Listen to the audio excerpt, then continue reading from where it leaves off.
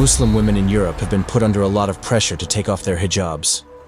But did you know that the use of head coverings, including veils, was popular in Europe less than 100 years ago? This has varied across European cultures and time periods, and there isn't a single explanation for why the practice evolved or diminished. The wearing of head coverings has been influenced by religious, cultural, social, and political factors. Ancient Greece. In ancient Greece, women commonly wore veils as a symbol of modesty and as part of their customary attire. The veil was often worn in public spaces and during religious ceremonies. The veil, or kalyptra, held multifaceted significance and was worn in various contexts, reflecting the complexity of Greek society. Women's clothing was a symbol of modesty and virtue. The veil served as a crucial element of this attire, especially in religious and formal settings. Greek mythology and cultural traditions deeply influenced the symbolism of the veil. It was associated with the concept of marriage and the transition from girlhood to womanhood. One prominent use of the veil in ancient Greece was during wedding rituals. The bride, known as the nymphe, wore a veil that covered her face, symbolizing her purity and the transition into a new phase of life. This practice had roots in the belief that the veil protected the bride from evil spirits and the evil eye during this vulnerable moment. The three types of veils. The pharaohs was a type of veil worn by Greek women, especially during religious ceremonies and public events. It was a large piece of fabric that could cover the head and flow down the back, adding an aura of grace and modesty to the wearer. The lithma was a lighter veil, often worn indoors or in more informal settings. It was a transparent garment that covered the head and shoulders, allowing for a degree of modesty without concealing the face entirely. This type of veil was likely part of everyday wear for women. While not a traditional veil, the himation was a versatile piece of clothing that Greek women could drape over their heads for additional coverage when needed. The himation, a large rectangular cloth, was worn as an outer garment and could be arranged in various ways, offering flexibility and adapting to different social and environmental conditions. Veiling practices were not confined to religious or ceremonial settings. In ancient Greece, the distinction between indoor and outdoor veiling was notable. Indoors, women might wear a lighter veil, like the lithma, providing a level of modesty without the formality associated with more elaborate veils. This indoor veiling practice was likely influenced by cultural norms and the desire for privacy within domestic spaces. Ancient Rome. Among the notable head veils and body coverings were the suffibulum, the flammium, and the distinctive headgear worn by Vestal virgins. The suffibulum was a common form of head covering used by Roman women. It was a simple, rectangular piece of fabric worn as a veil. Typically, the suffibulum was draped over the head, covering the hair and sometimes the shoulders. The style and manner of wearing the suffibulum could vary based on social status, occasion, and personal preference. The flammium was a unique veil used specifically in the context of Roman weddings. It held significant religious symbolism as it was associated with the goddess Juno, the protector of marriage. The flammium was typically a bright orange or flame-colored veil that covered the bride's head and face during the wedding ceremony. This practice represented the bride's dedication to the sacred institution of marriage. The Vestal virgins, priestesses devoted to the goddess Vesta, had distinctive head coverings that set them apart in Roman society. These priestesses were responsible for tending to the sacred fire of Rome, symbolizing both the hearth of individual homes and the collective hearth of the Roman state. The Vestal virgins' headgear consisted of a unique, elaborate coiffure, often adorned with a headband or fillet. This headgear was not only a symbol of their sacred duty, but also a mark of their chastity. The practice of covering the hair in ancient Rome was deeply intertwined with cultural and religious beliefs. Modesty was a virtue highly valued in Roman society, and the suffibulum, in its various forms, served to fulfill this cultural ideal. Additionally, the flammium's association with weddings highlighted the sacred and ritualistic aspects of marriage in Roman culture. For the Vestal virgins, their headgear was a visible symbol of their sacred role in maintaining the eternal flame. The coiffure and fillet worn by the Vestal virgins emphasized their consecrated status and their commitment to a life of chastity in service to the goddess Vesta. Christian era. In the year 380, the Roman Empire adopted Christianity as the state religion, and this spread all over Europe. The Bible verse that is often cited in discussions about women covering their hair is found in the New Testament, specifically in the first epistle to the Corinthians. The relevant passage is 1 Corinthians 11:6, New International Version. For if a woman does not cover her head, she might as well have her hair cut off. But if it is a disgrace for a woman to have her hair cut off or her head shaved, then she should cover her head. This verse is part of a larger passage, 1 Corinthians 11:2-16, where the Apostle Paul discusses issues related to worship and order within the Christian community. As a result, many religious artworks depict female figures adorned with veils or head coverings as a visual representation of modesty, humility, and reverence. These depictions extend beyond mere adherence to biblical verses. They embody cultural and historical practices surrounding female attire in religious settings.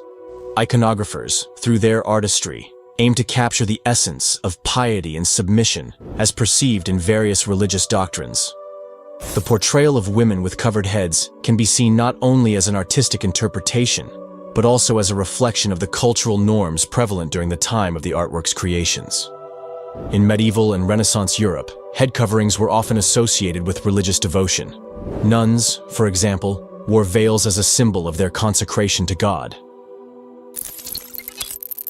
Late Middle Ages or Renaissance era. The hennin was a pointed headdress that became a symbol of high fashion during the late Middle Ages, particularly in the 15th century. This cone-shaped hat was often worn with a veil attached to its peak, which could cascade down the back. The hennin was an extravagant and ostentatious headpiece, worn primarily by noblewomen, reflecting the social status and wealth of the wearer. The gable hood was a headpiece that gained popularity in the late 15th century. It consisted of a stiffened piece of fabric draped over a frame, creating a distinctive triangular shape around the face. The gable hood was often worn with a veil hanging from the point, framing the face elegantly. This headpiece was favored by women across different social classes and became a notable part of the fashion landscape during the late medieval period. The cornet was a unique headpiece characterized by a heart-shaped or horn-like structure attached to a coif or wimple, covering the hair and neck. Widely worn by women in the 15th and 16th centuries, especially in France, the cornet became a symbol of modesty. It often signified a married woman's status and adherence to societal expectations regarding appropriate dress. Coifs were close-fitting caps that covered the hair and framed the face. Worn by women of various social classes, coifs were often made of linen or silk and were intended to be both practical and modest. Noble women might embellish their coifs with intricate embroidery or lace, showcasing their wealth and status. The coif, combined with a veil or wimple, provided a modest covering for the hair, reflecting the ideals of femininity and propriety. The practice of covering women's hair during the Middle Ages was deeply rooted in societal expectations of modesty and decorum. Women were expected to adhere to a standard of dress that reflected their social standing and marital status.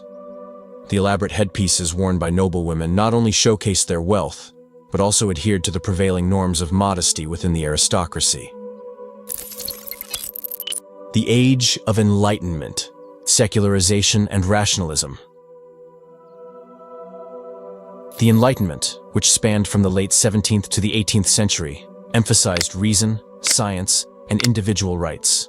During this time, there was a push towards secularization and a questioning of traditional practices associated with religious institutions.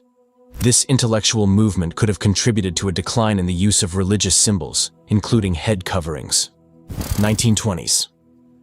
The 1920s marked a transformative period in history, characterized by the aftermath of World War I, societal shifts, and the emergence of cultural movements that would redefine norms and expectations, especially regarding women's fashion and behavior. This era witnessed the rise of the flapper culture, which significantly contributed to a departure from traditional forms of dress, including the abandonment of head coverings. As the dust settled after the Great War, the world found itself grappling with the impact of unprecedented destruction. The war had challenged traditional gender roles, as women stepped into various roles traditionally occupied by men. With their newfound sense of independence and agency, women were no longer confined to the domestic sphere. This change in societal dynamics laid the groundwork for the seismic shifts that would follow. The Flapper Revolution. The term flapper was used to describe a generation of young women who defied conventional norms and embraced a more liberated lifestyle. The flappers were characterized by their boldness, enthusiasm for social and cultural change, and a rejection of Victorian constraints. They challenged traditional expectations surrounding femininity and were at the forefront of what would later be recognized as the first sexual revolution. One of the most visible expressions of this cultural shift was in fashion. The flapper aesthetic was marked by short haircuts, knee-length dresses, and a rejection of restrictive undergarments. Notably, head coverings, which had been an integral part of European women's attire for centuries, began to fade from fashion. The iconic bobbed haircut of the flapper, often accompanied by a headband adorned with feathers or beads, signaled a departure from the elaborate hairstyles of previous eras that necessitated veils and other head coverings. The preference for shorter, more practical hairstyles was emblematic of the broader move toward modernity and a rejection of traditional, restrictive norms.